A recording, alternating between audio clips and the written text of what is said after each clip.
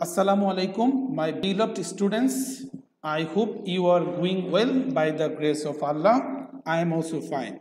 Today, I am in here to discuss an exercise class or solve class because I have already discussed the rules of right form of verbs. You know that you know a lot of rules on right form of verb, but you cannot apply these rules on this sentence. They will be useless. So it is time, it is very important to you to apply these rules on these sentences. ওকে, তো প্রিয় শিক্ষার্থীরা, আমরা right form ভার্বের উপরে অনেকগুলো নিয়ম শিখেছি। এখন সেই নিয়মগুলোকে কিভাবে সেন্টেন্সের মধ্যে প্রয়োগ করতে হয় সেই বিষয়ের উপরে একটি এক্সারসাইজ ক্লাস নিয়ে তোমাদের সামনে হাজির হয়েছি। আর দেরি না করে চলো আমরা সরাসরি এক্সারসাইজ ক্লাসে চলে যাই।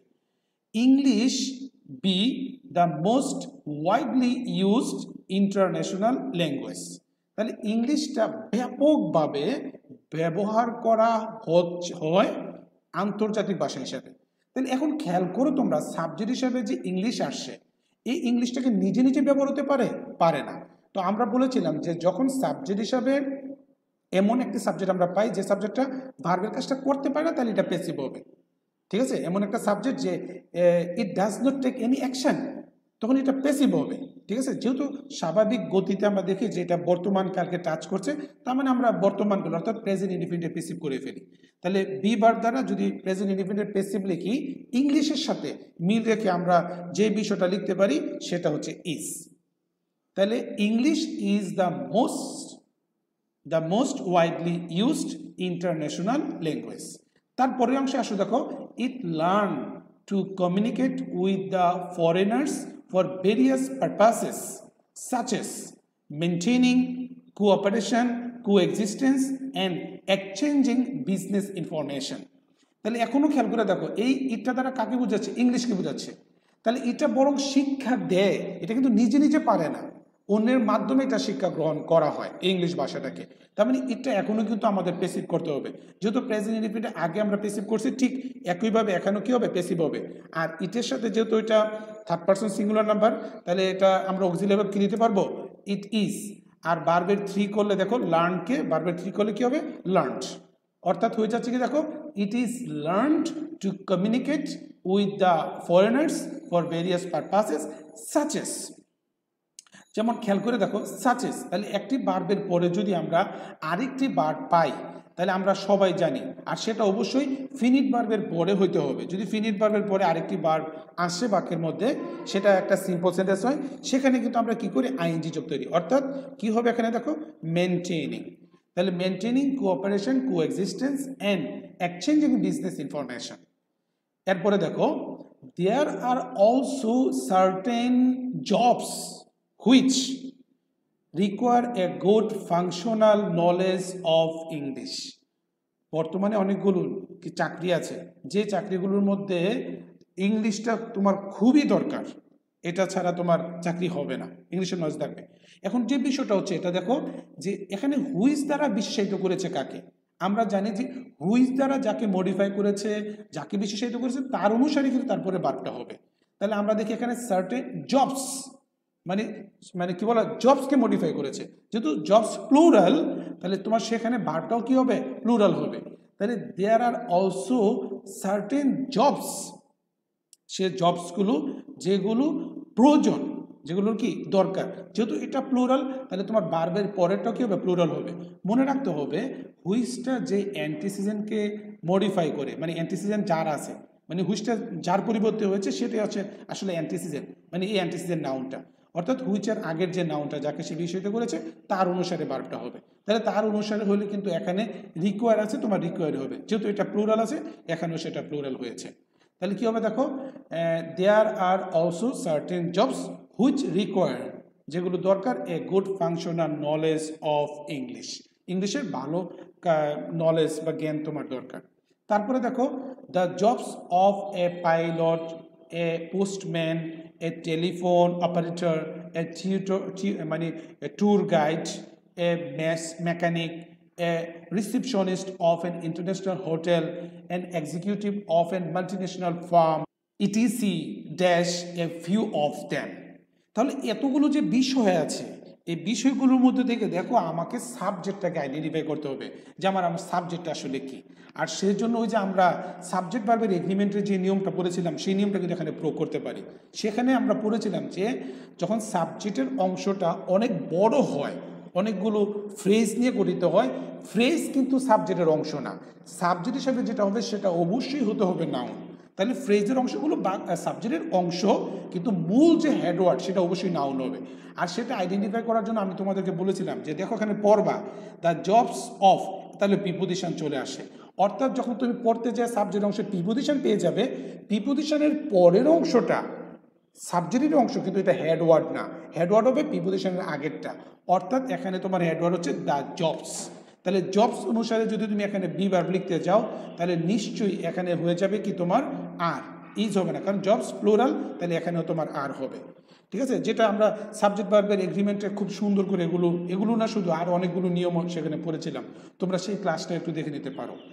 তারপরে দেখো যে বিষয়টা আছে, বিসাইডস, তাছাড়াও এই student wish to go for higher studies must learn English because the books on advanced education are mostly write in English.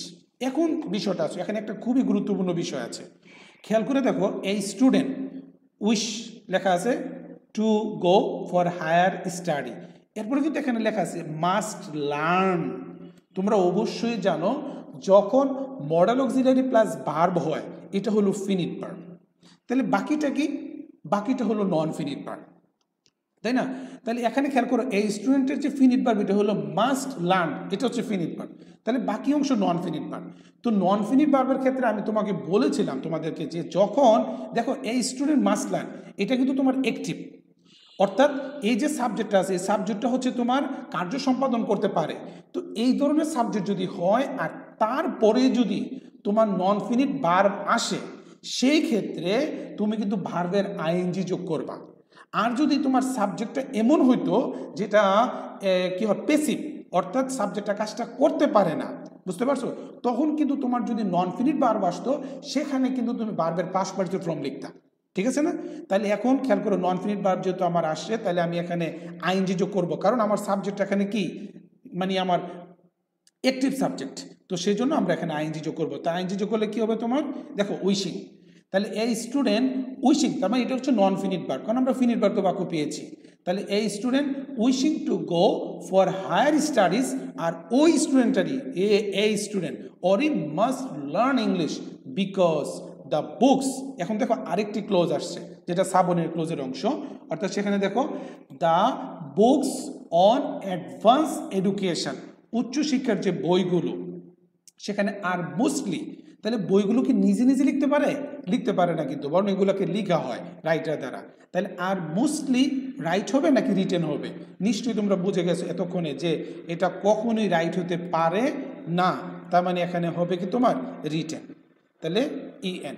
তাহলে কি আসে দেখো, দেখো যে the books on advance education are mostly written in English, তাহলে উচ্চশিক্ষার সকল বইগুলো ইংলিশে লেখা হয়।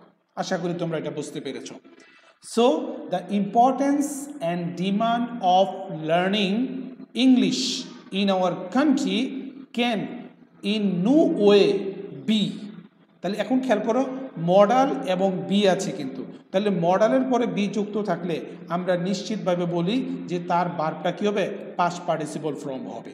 ঠিক আছে, এবং আরও একটা ব্যাপার এখানে খেয়াল করবা, the importance and demand of learning English, এই যে তোমার সাবজেক্টের অংশটা, এটা কিন্তু তোমাকে কি বলা হয়, এটা তাদের ক্ষমতা নাই অবহেলা করার মতো। মানে এটা বলা যায় যে ইংরেজি সাহিত্য মানে ইংরেজি শেখাটার যে গুরুত্ব, এটাকে তুমি আমাদের দেশের মধ্যে কি করতে পারো না, অবজ্ঞা করতে পারবে না। কারা করতে পারে না, বরং আমরা করতে পারবো না। তার মানে পেসিভের বিষয়টা সবচেয়ে বেশি কিন্তু তোমাদের এই যে অংশটা আছে আমরা যেটা করছি এক্সারসাইজ, এখানে কিন্তু একটি পেসিভের বিষয়টা বেশিভাবে হাইলাইট হচ্ছে, যার কারণে এই বিষয়গুলোকে একটু আমাদের খেয়াল রাখতে হবে। Okay, ignore. Okay, rather we should, দেখো উই, তার মানে এখন সরাসরি সাবজেক্টটা হচ্ছে অ্যাক্টিভ, যার কারণে মডালের পরে শুধু ভার্বের কি হবে, ওয়ান হবে। তার মানে কি হবে দেখো, উই শুড পুট, আমাদেরকে রাখতে হবে হাই ইম্পর্টেন্স, আমাদের উচ্চ গুরুত্ব দিতে হবে অন, তারপর দেখো লার্ন ইংলিশ। আর প্রিপোজিশনের পরে একটি ভার্ব আসলে সেটা টু ছাড়া হলে আমরা জানি সেখানে ওই ভার্বের সাথে কি হবে, তোমার আইএনজি যুক্ত হবে। অর্থাৎ হবে learning English to make room for ourself in the competitive world. মানে অধিক গুরুত্ব দিতে হবে ইংলিশ শেখার ক্ষেত্রে, কারণ নিজেদেরকে একটা জায়গা তৈরি করতে হবে আমাদেরকে এই প্রতিযোগিতামূলক পৃথিবীতে।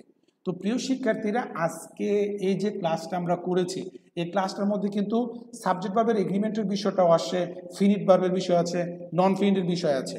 তো আমরা এই বিস্তারিত নিয়মগুলো নিয়ে কিন্তু আলোচনা আগের ক্লাসগুলোতেই করেছি, ঠিক আছে? যার কারণে আমি নিয়মগুলো নিয়ে তেমন আলোচনা করি নাই, বরং নিয়মগুলো দিয়ে কিভাবে এক্সারসাইজগুলো করা যায় বা বাক্যের মধ্যে প্রয়োগ করা যায় এই বিষয়গুলো নিয়ে আলোচনা করেছি, ঠিক আছে? এবং নিয়মগুলো এই সেন্টেন্সের মধ্যে প্রয়োগ করে দেখানোর চেষ্টা করেছি।